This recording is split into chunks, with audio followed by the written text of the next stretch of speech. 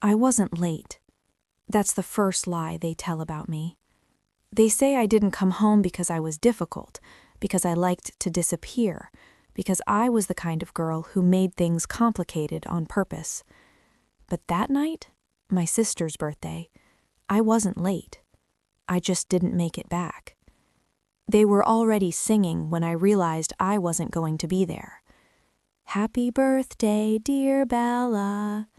The words stretched and polite, practiced in English, as if the language itself mattered.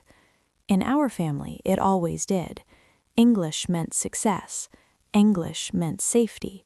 English meant you belonged. The candles flickered at the center of the table, thin flames trembling in the air-conditioned dining room. Everything in that room was controlled. Temperature, tone, conversation, even joy was measured. My sister sat at the head of the table, smiling the way she always smiled in photos. Bella had learned early how to look effortless. She wore the blue dress my mother bought after Eleanor Hawthorne once said it was such a flattering color. Bella was 22 that night. I was supposed to be sitting to her left. My chair was empty. No one moved it. No one asked whose seat it was. It stood slightly pulled back, like someone had just stepped away and would be back any second. Absence is easier to tolerate when you expect it. "Should we wait?" my mother asked, already knowing the answer. My father glanced at his watch, not his phone. He liked objects that suggested permanence. "She's probably with friends," he said calmly. "Let's not make a thing of it." Make a thing of it. That was always the risk.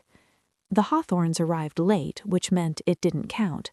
William Hawthorne filled the doorway like he owned the space, his smile easy, untroubled. Eleanor followed, elegant and assessing, already cataloging the room, what was tasteful, what was trying too hard. "Happy birthday, Bella," Eleanor said, kissing the air beside my sister's cheek. "You look beautiful." My mother beamed, not because Bella was praised, but because Eleanor Hawthorne had spoken. "Thank you for coming," my mother said. "I know how busy you are." Eleanor laughed softly. Oh, for family, always. Family, in her world, was flexible. I stood near the doorway, watching. After death, I learned I could stay where I had once belonged. Houses remember. Walls hold echoes. People forget faster. Wine was poured, compliments traded. Eleanor asked about Bella's plans, and my father answered like he'd memorized the future himself. Law school, internships, the right people. "I always say," William Hawthorne added, cutting into his steak, "kids like yours know how to take advantage of opportunity." My father smiled. "We taught them to work hard." What he meant was, we taught them not to cause trouble. I thought of the pink ribbon tied around my wrist earlier that day, left over from Bella's gift wrapping. I hadn't meant to keep it on, it was childish, but Bella had laughed and said it looked festive. For once, I wanted to belong to the celebration. The song ended. Applause followed. Bella leaned forward and blew out the candles in one breath. "Make a wish," someone said. She did. No one noticed one candle burning longer than the rest. "I'll text Nikki," my mother said, fingers already moving, "just to check in." She didn't step away from the table. Eleanor was telling a story about a fundraiser that had gone beautifully despite the weather. My mother laughed at the right places. My father didn't look up. Earlier that day, at school, I had seen Lutus Hawthorne by the lockers near the science wing. He looked the same as always, pleasant, alert, amused by something only he understood. "Hey, Nikki," he said, like my name was something he enjoyed using. "Heading home?" "Yes," I told him. "Big night, right? Your sister's birthday?" He knew. I remember thinking how strange it was that he knew and my parents didn't. At the table, Eleanor asked, "Is Nikki the artistic one?"